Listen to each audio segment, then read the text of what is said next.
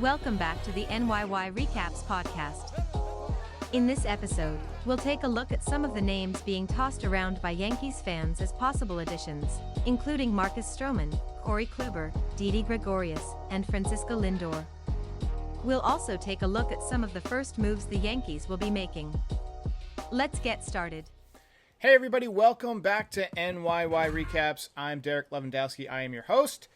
And today I want to talk about some of the names that the Yankees have been kicking around, or at least Yankees fans have been kicking around. For all I know, the Yankees haven't even talked internally about any of these guys, but the fans have certainly been chirping a bit. So let's first talk about Marcus Stroman. Marcus Stroman is 29 years old, came up with the Blue Jays in 2014. He was immediately pretty good, 11-6 with a 3.65 ERA, 4-0 in 2015 in his age 24 season. After that, not so good, 9-10 in 2016, 13-9 with a 3.09 in 2017, so a really good bounce back year. 2018, he goes 4-9 with a 5.54 ERA, really his worst year. 2019, he begins the year with Toronto. He goes 6-11 with a 2.96 ERA in 21 starts. He's a sinker ball pitcher, cutters, things like that. So throws 124 and 2/3 innings, only 99 strikeouts, but again, 2.96 ERA. Then he goes to the Mets, where he goes 4-2 in 11 starts with a 3.77 ERA. Did not pitch in 2020. He opted out to avoid getting coronavirus or exposing his family to coronavirus. So can't fault him for that. But he's a good pitcher. I mean, there's no question about it. But there are a few things that concern me about Marcus Stroman. He's not a big guy. He's listed at, and let me pull up his numbers here. He is listed at 5'7", 180 pounds. So typically, guys who are that short don't last a long time in the big leagues. It's just pure physics. Force equals mass times acceleration. So to throw a baseball 90 plus miles an hour, and again, he's not a guy who throws 95, 96, he's more 91, 92, but to generate that kind of velocity from a frame that small requires a lot of effort. And you can tell in his motion, even though his motion is very repeatable and very solid, you can tell that he exerts a lot of force. Now, he is a guy who throws, as I said, sinkers, cutters. He's got a really good slider. He's got pretty good command of the baseball. He does give up a lot of hits, and part of that is because he pitches to contact, but that's not necessarily a bad thing. His whip has been 1.2, 1.3 most seasons. That's walks and hits per innings pitched.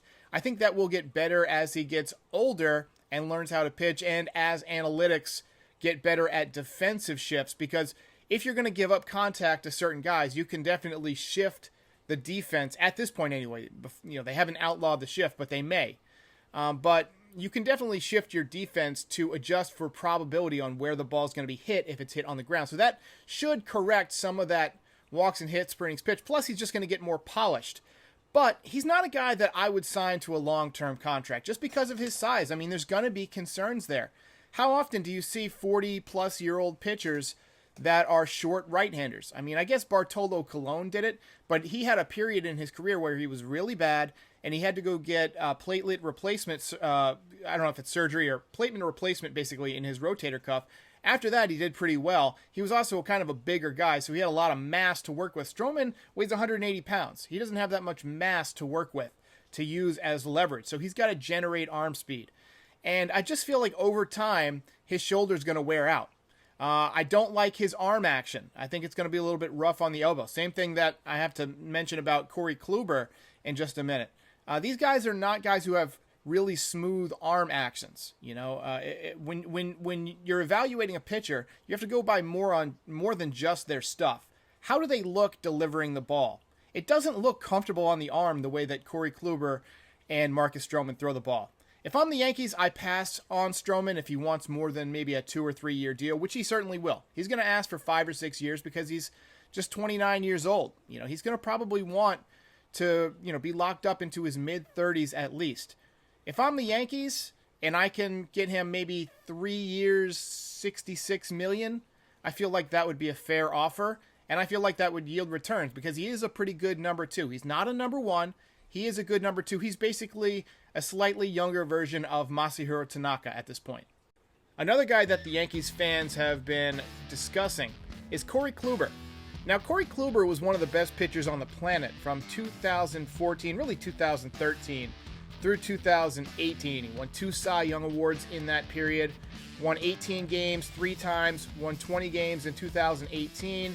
He had a 2.25 ERA in 2017. That was the year that the Yankees upset the Indians in the division series, Didi Gregorius with the big home runs. And then in 2018, he goes 20-7 with a 2.89 ERA, 215 innings pitched. Just a really tremendous pitcher all around. 222 strikeouts in 2018, 265 strikeouts in 2017, but he has been aging. In 2019, he pitches just 35 and 2/3 innings. That's 7 starts. He had a 5.80 ERA, 2-3 record. So injuries really took their toll on Corey Kluber that year. And then in 2020, the Rangers pick him up, hoping that he can bounce back. He throws just 1 inning. It was a shutout inning, but 1 inning isn't going to get it done. So, Corey Kluber's a guy who, while he might have a nice upside, he might bounce back for a year or two. You're not going to sign him for more than a 1-year contract if you're the Yankees. Honestly, he's in his mid-30s already. I can't see him really bouncing back that much. Now, he's a good pitcher. He's obviously an experienced pitcher. He knows how to grip the ball. He knows how to spin the ball. But in your mid-30s, when your arm starts to go, it's really, really tough to get back to that level. We've seen it so many times with pitchers around the league. And I just don't feel like Corey Kluber, with his arm action, is going to be a guy who's going to be able to bounce back and be at that elite level again. Now, I may be wrong. He might sign with San Diego or Seattle or re-sign with Cleveland, sign anywhere, and have a really nice year. You never know. But if I were betting on it, I'd say that Corey Kluber has had his last great year. He might be a decent pitcher. He might bounce back. But if you're going to sign somebody who's kind of an injury risk, when you already have a team full of injury risks, why not just sign James Paxton? He's younger. He throws hard. He's done it in the postseason for you. He's pitched with the Yankees the last 2 years, albeit he wasn't that great this year. At times, though, he looked pretty good. And his agent says he's healthy. He says he's healthy. I don't know if I trust that. But if you're going to take a chance on somebody who's saying they're healthy, why not take it on James Paxton instead? So Corey Kluber is a hard pass for me the more I think about it. Unless you can get him on a 1-year deal for, maybe $5 or $6 million, a really, really cheap deal because there would be so much upside. Maybe just don't guarantee him a spot in the rotation. Let him know that, hey, look, we'll keep you on the roster, give you a shot, and if you're not in the rotation as of May 1st, we'll give you an opt-out clause or something like that. That's a situation where I could see the Yankees picking up Corey Kluber. Anything else I think would be an overspend. Another name you're seeing bantied about is Didi Gregorius. Now, Didi had a really nice year with Philadelphia. He had 10 home runs, 40 RBIs, an 827 OPS. He had a 119 OPS plus. Obviously, we know he can do it in New York. He's done it in the past. He's come up big for the Yankees in the postseason. He's a great clubhouse guy. He had those post-game tweet emoji things that everybody seemed to love. But in my opinion, I don't see Didi Gregorius coming back. He deserves to start. The Yankees don't have a spot for him to start.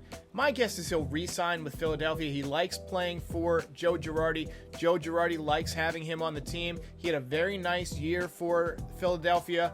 And Philadelphia has the money to spend. I just don't see it. I just don't see the Yankees bringing Didi back as much as we'd all like to have him back on the team. The Yankees are going to have to find another way to create chemistry. Now, the one scenario where I could see Didi Gregorius coming back is if DJ LeMahieu signs elsewhere, which, believe me, I think it's a long shot that he goes anywhere other than Yankee Stadium because he wants to win above all else. And I believe he's willing to sacrifice a little bit of money in order to stay with the Yankees and have a shot at winning a championship. But if for some reason he does go somewhere else, let's say he signs in Chicago or somewhere like that, the Cubs, or goes out to the West Coast somewhere, I could see the Yankees bringing back Didi Gregorius as a stopgap to play shortstop and then just shifting Gleyber Torres over to second base. But all this talk about signing Gregorius and then moving Didi to second base and then signing DJ to play first base, it's just a waste of money. The Yankees don't need to pay Didi Gregorius because they already have a shortstop, Gleyber Torres, who's very cheap. He had a down year, but he's a guy who's probably going to bounce back. He's too good not to. You saw what he did in the postseason. And then you've got, at second base, DJ LeMahieu, who is tailor-made for the Yankees lineup, tailor-made for Yankee Stadium. He's a great player. I just don't see the Yankees giving up on him. He's a fan favorite. So, in my opinion, it's a real long shot that Didi Gregorius ends up back with the Yankees. One other name that I've seen mentioned a lot that I just think is a pipe dream. Obviously, he would be a great fit for the Yankees if they don't bring back LeMahieu. But Francisco Lindor is a real opportunity for somebody out there because the Indians have said they are going to deal him. He's due a big payday over the next couple of years. He's just 27 years old. He's a switch hitter. He's a great defensive player. He's got 2 Gold Glove awards. He's a 4-time All-Star. He was second in the Rookie of the Year voting in 2015. He finished 5th in the MVP voting in 2017 with 33 home runs, 89 RBIs. And then in 2018, he hits 38 home runs, 92 RBIs, 871 OPS, 132 OPS plus. 2019, not quite as good, but still very good. 854 OPS, 118 OPS plus. And then in 2020, he played in all 60 games. He's been very durable.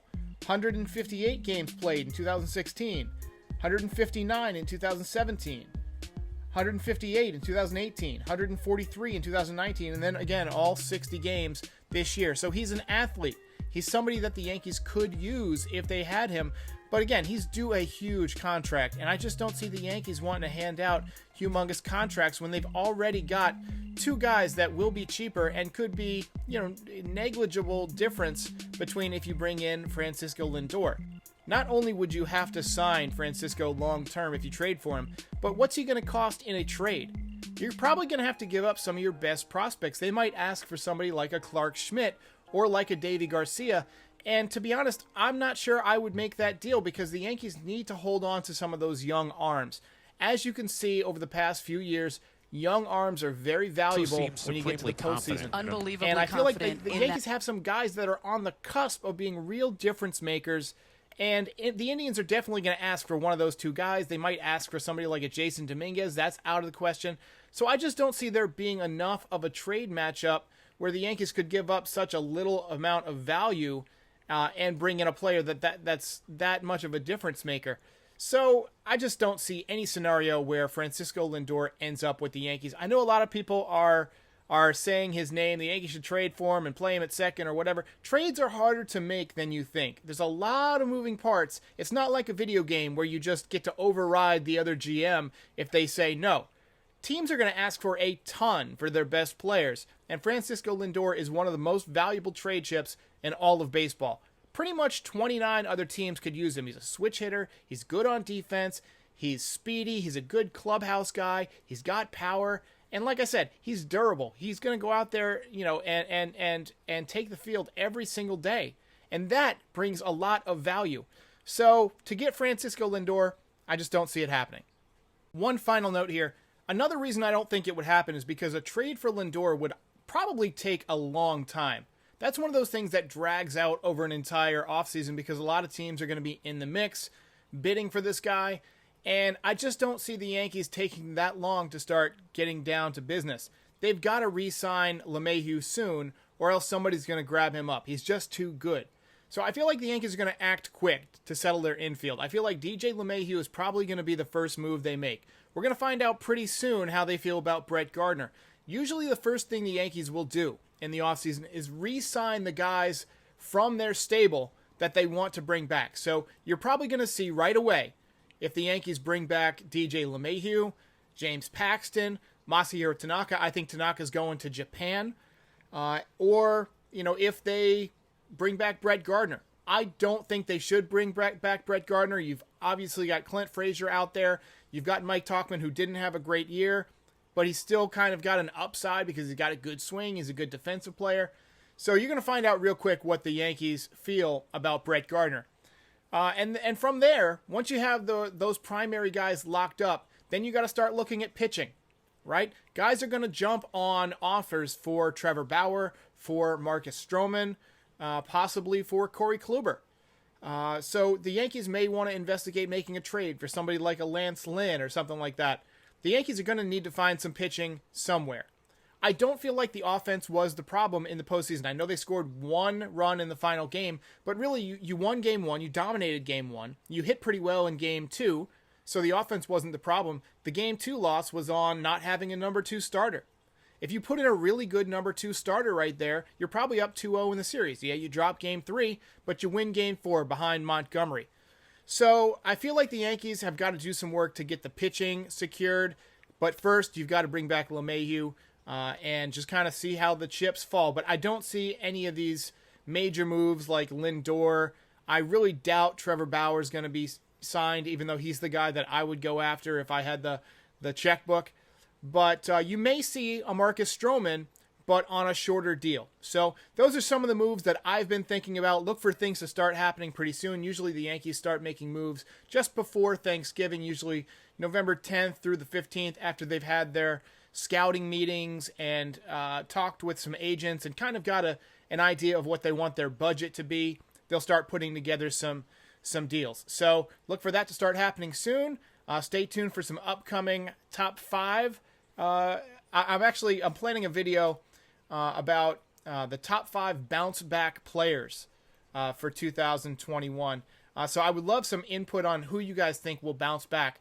I think that Miguel Andujar could be a guy that bounces back big. Obviously, Giancarlo Stanton, we saw what he did in the postseason. I feel like if he can stay healthy at the DH position, where he's going to be working on keeping those legs fresh, I feel like he's a guy who could put up enormous numbers next year. Judge obviously is motivated to bounce back. He's going to be due a contract pretty soon. So send me your thoughts on who you think might bounce back, and they might be featured in an upcoming top 5 video. I'll see you next time. If you enjoyed this video, please like and subscribe.